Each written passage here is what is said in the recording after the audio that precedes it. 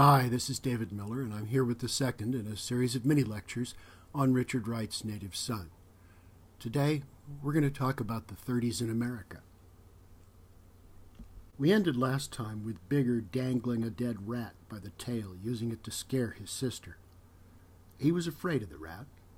Now, he appropriates its threat, controls it, and directs it against someone weaker.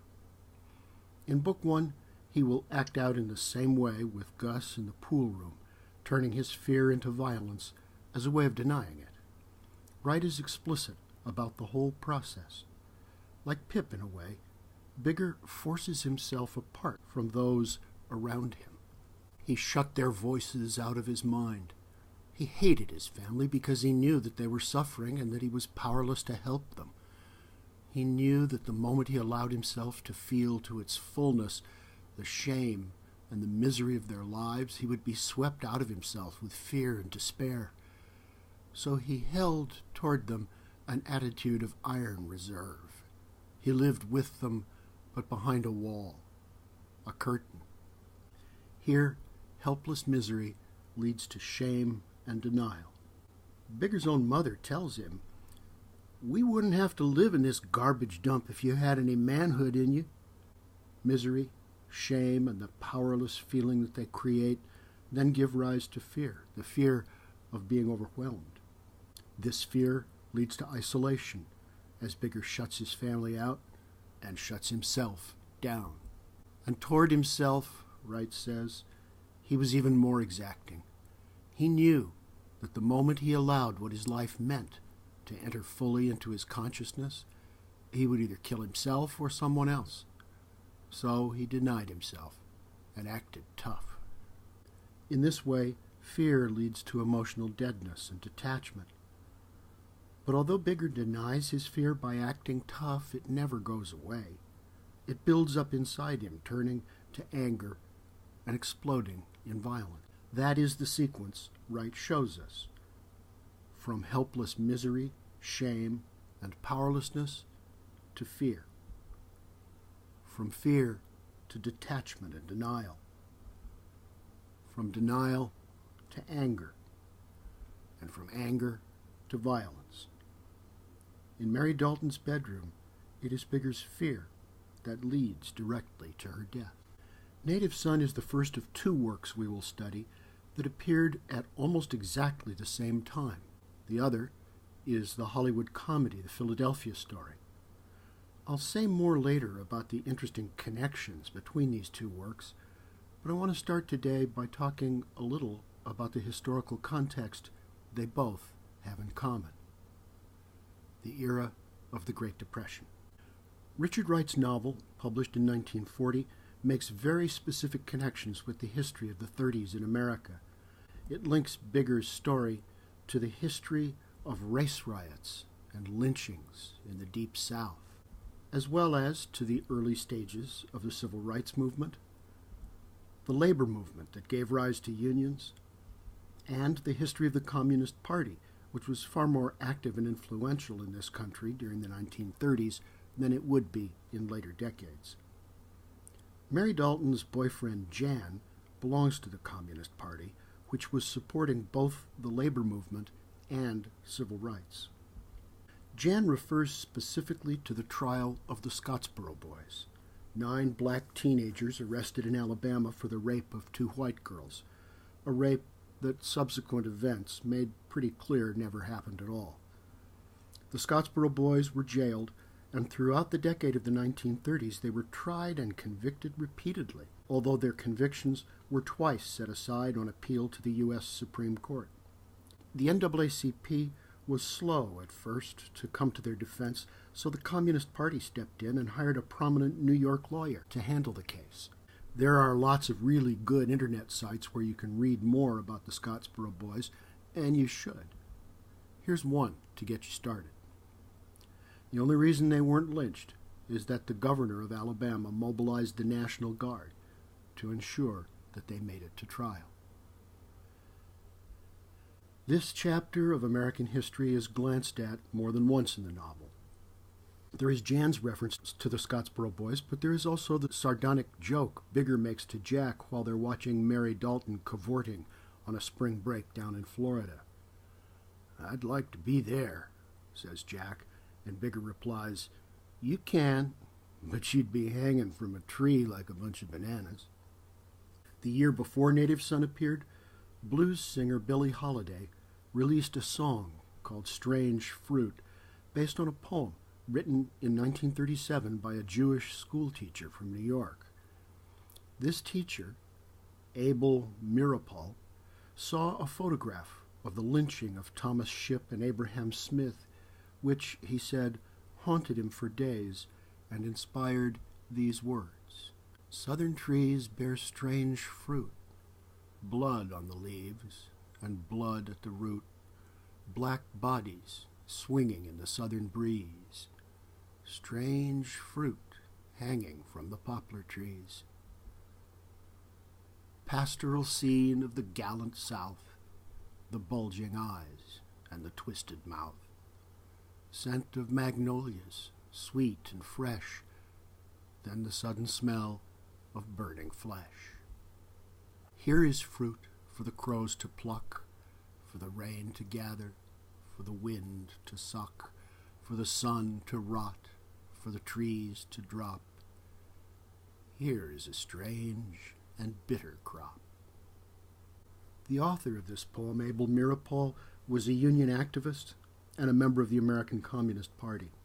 He published it under the far more Anglo-sounding name of Lewis Allen, first in the union newsletter of the New York Teacher, and later in the Marxist journal New Masses.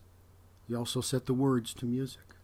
A nightclub owner in Greenwich Village introduced Billie Holiday to Meeropol, and he showed her the poem. Working with Sonny White, she too set the words to music. Her record label refused to record the song, so she released it instead on a small independent label. Richard Wright finished writing Native Son on June 10th of 1939. A month later, Strange Fruit made it to number 16 on the pop charts. It was denounced by Time magazine as a prime piece of musical propaganda for the NAACP. But it went on, despite the magazine's disapproval, to become one of the great protest songs of the 20th century and was adopted as an anthem by the anti-lynching movement of the 1940s. Southern trees, they're strange fruit, blood on the leaves and blood at the root, black bodies swinging in the southern breeze, strange fruit hanging from the poplar trees.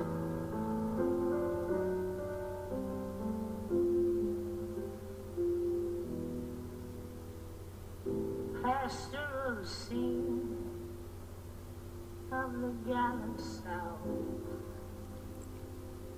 the bulging eyes and the twisted mouth, scent of magnolia,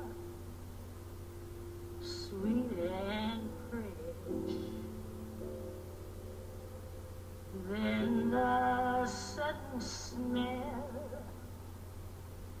of burning flesh. Here is a fruit for the crows to pluck, for the rain to gather, for the wind to suck, for the sun to rock, for the tree to drop.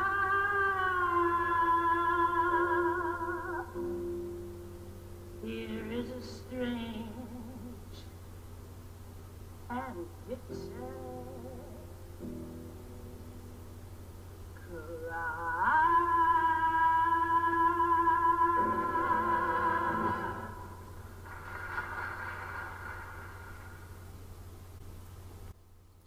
what does all this have to do with Bigger Thomas? Not much, just everything. The title of Wright's novel links it to the biblical tradition of beloved son narratives, but in a way even more profoundly ironic than Great Expectations. Whose son is Bigger Thomas, after all? He tells Jan that his father was killed in a Southern race riot. More strange fruit. And in the opening scene of the novel, his mother says she wishes he hadn't been born.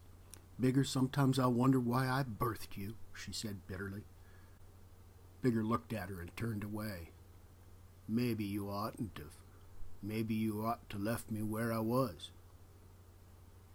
This exchange epitomizes the sense in Wright's novel that for characters like Bigger, there is no hope, no redemption.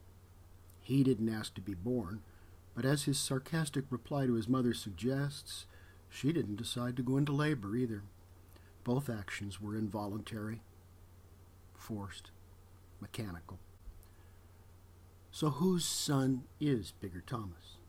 The word native comes from the Latin verb meaning to be born.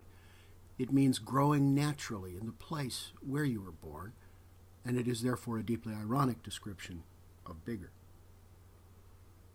I said that in Great Expectations, Pip as a character begins with a sense of rupture that isolates him from the past as well as from his present surroundings.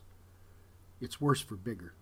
Orphaned, isolated, and terrified by the world he lives in, he has no expectations and belongs nowhere. Watching the African natives on the movie screen, he sees men and women who were adjusted to their soil and at home in their world, secure from fear and hysteria. Adjusted to their soil. This is a definition of native. The members of this imaginary tribe, Hollywood's image of Africa, are the only true natives in the novel, and Bigger has no connection to them at all. They are the fruit that grows naturally on the tree. He is the strange fruit that has grown from a history of oppression, blood on the leaves and blood at the root. When Richard Wright followed the publication of Native Son with a lecture on the writing of the novel, he continued to play on the meanings of the word native, calling the lecture How Bigger Was Born. In this lecture, he says that he saw Bigger as hovering unwanted between two worlds, between powerful America and his own stunted place in life. And I took upon myself the task of trying to make the reader feel this no man's land. This no man's land is the brutal scene of American racism in the 1930s. Not Southern racism, American racism. Even kind and liberal Mr. Dalton is, after all, the owner of the real estate company that operates Bigger's apartment building. He owns the walls, the floor, and the ground they are built on. Everything but the rat and the gun. Bigger has no place of his own, no square inch of the world to which he is truly native in the sense of belonging. Like the image of a lynched body as the strange fruit dangling horribly out of place on the branch of a tree, the title of this novel tells us that Bigger is the orphaned son of oppression, fathered only by no man in a place called no man's land.